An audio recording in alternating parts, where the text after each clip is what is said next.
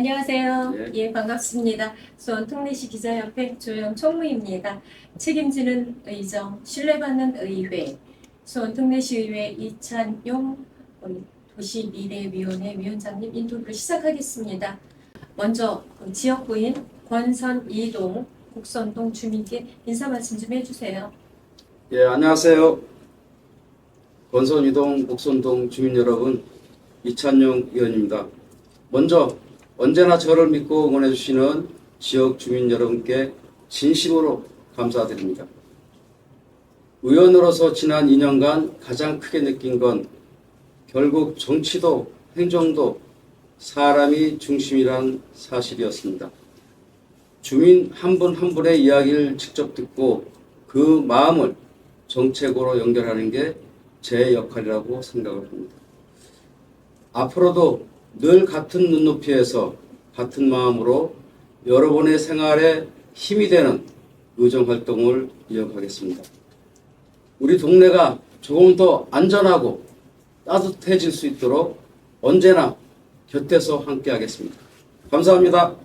그럼 최근 도시미래위원회가 집중적으로 다룬 그 주요 조례안에 대해서 가장 의미가 있었던 안건이나 그동안에 무엇을 생각하고 있는지 좀 말씀해 주세요. 사실 도시미래위원회 소관 조례는 하나하나가 중요합니다. 한 줄이 바뀌어도 영향을 미치는 부서가 여럿이고 정책 방향까지 달라질 수 있기 때문입니다. 그래서 어떤 조례를 집중적으로 다뤘다고 단정 짓긴 어렵습니다.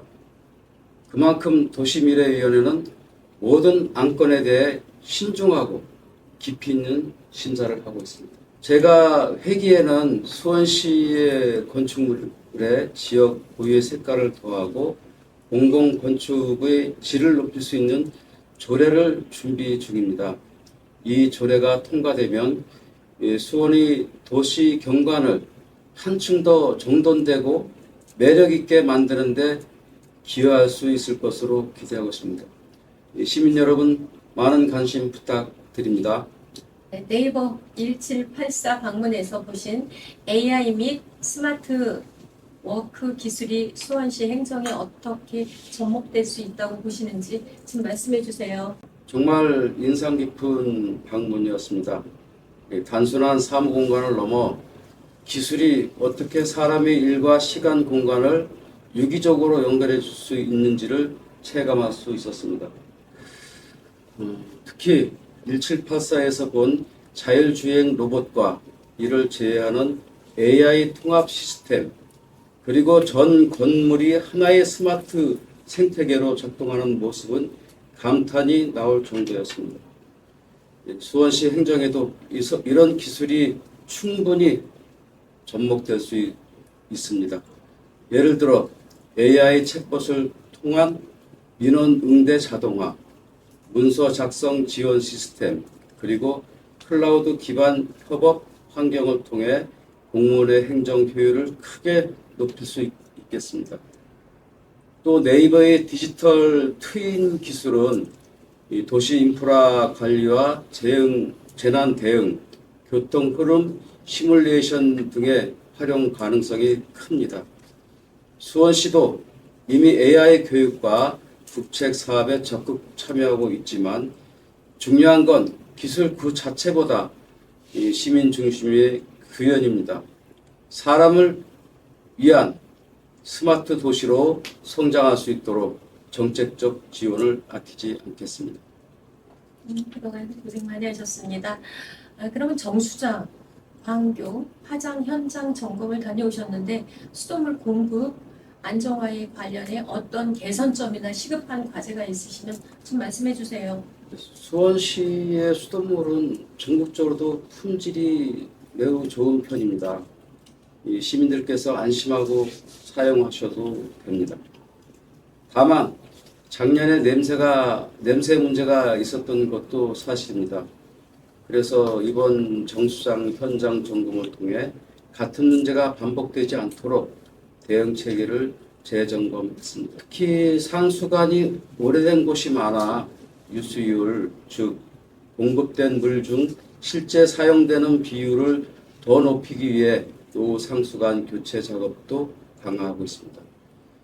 이와 함께 수돗물 공급 시스템 전반에 스마트 관제 기술을 도입해서 예측 관리 능력을 한 단계 끌어올릴 계획입니다. 물 문제만큼은 시민들에게 걱정하지 않으셔도 되도록 최선을 다하겠습니다. 수고 많이 하셨습니다. 직접 현장을 다니시면서 위원장님 활동을 하셨네요. 그럼 서수원 종합병원 건립은 지역의 큰 관심사입니다. 병원 건립 진행 성향과 향후 일정에 대해서 좀 말씀해 주세요. 서수원 덕산병원은 올해 말 1단계 개원을 목표로 공사가 진행 중입니다. 지역 주민들이 오랜 수건 사업으로 많은 기대를 받고 있었습니다만 중간에 자금 문제로 공사가 한동안 멈췄던 만큼 아직 완전히 안심할 수는 없습니다. 저 역시 사업을 운영해 본 입장에서 자금 확보의 어려움, 운영 리스크에 대한 현실적인 고민을 충분히 공감하고 있습니다. 그래서 더 꼼꼼하게 점검하고 필요하다면 시와 병원 측이 협력할 수 있는 방안을 계속 제시하고 있습니다.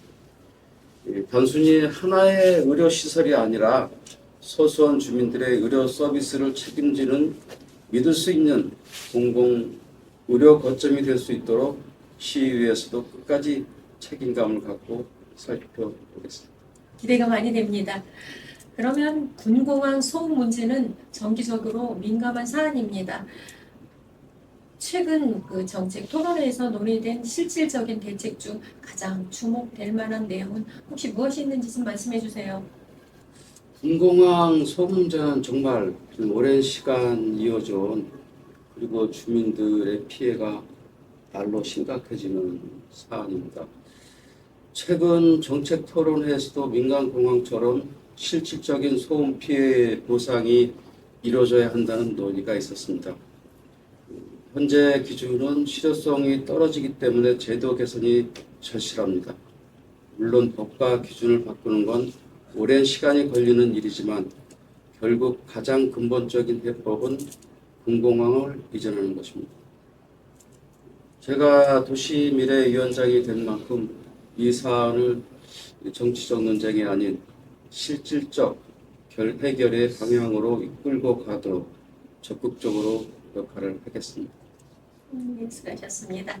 그러면 청사 공사 지연에 대한 시민들의 우려가 큰데 의회 차원에서 이를 해결하기 위한 구체적인 방안이 있으시면 좀 말씀해 주세요. 신청사 공사 지연 문제는 시민 여러분께서도 큰 우려를 드렸던 사안입니다. 지난 3월 도시미래위원회 위원들과 함께 직접 신청사 현장을 방문해 공사 현장을 점검하고 집행부로부터 진행 사항과 대책을 보고받았습니다.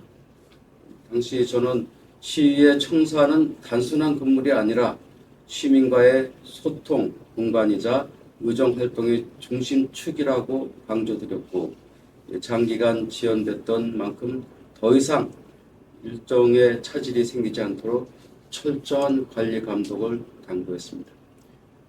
현재는 새로운 시공사 선정과 기존 하도급 업체와의 재계약을 통해 공사가 재개됐고 올해 말 개청식을 목표로 하고 있습니다. 앞으로도 의회는 끝까지 책임 있게 점검하고 시민들께 신뢰를 드릴 수 있는 결과로 보답드리겠습니다. 디지털 트윈, 스마트 오피스 등 새로운 기술을 접하셨는데 수원시가 스마트 도시로 도약하기 위한 구체적인 전략이 필요해 보입니다. 위원장님께서는 구상 중인 방향이 있다면 좀 말씀해 주세요. 스마트 도시는 단지 기술이 많이 도입됐다고 해서 완성되는 것은 아닙니다. 결국 시민이 삶이 얼마나 더 편리하고 안전해졌는가로 평가받아야 된다고 생각합니다. 최근 SK텔레콤 유심 정보 유출 사건처럼 기술이 오히려 시민의 신뢰를 해치는 일이 발생하지 않도록 주의가 필요합니다. 그래서 저희 도시미래위원회는 스마트 도시가와 함께 데이터 기반 행정, AI 활용 등 다양한 기술 도입을 논의하면서도 동시에 시민 데이터의 보호와 윤리 문제를 중요한 과제로 보고 있습니다. 기술이 고도화될수록 사람 중심의 도시 운영이 더 중요해집니다. 수원시가 진정한 스마트 시티로 나아갈 수 있도록 시민의 안전과 편익을 함께 고려한 기반을 꼼꼼히 다지겠습니다. 예, 앞으로 기대가 많이 됩니다. 조례 심사와 현장 방문 등 다양한 활동을 병행하며 의회와 행정 간의 협업에서 가장 중요하게 생각하는 점은 무엇이라고 생각하시나요? 의회와 행정은 서로 다른 입장에서 출발하는 경우가 있지만 결국 지향점은 시민이 편한 도시를 만드는 것으로 귀결됩니다. 협업에서 가장 중요한 건 투명한 소통과 상호 존중이라고 생각합니다. 의회는 감시와 견제 역할도 있지만 행정의 좋은 정책이 원활히 추진될 수 있도록 돕는 조력자이기도 합니다. 직접 현장을 보고 또 주민 목소리를 듣고 또 행정의 입장을 파악하면서 중간에서 조율해 왔습니다.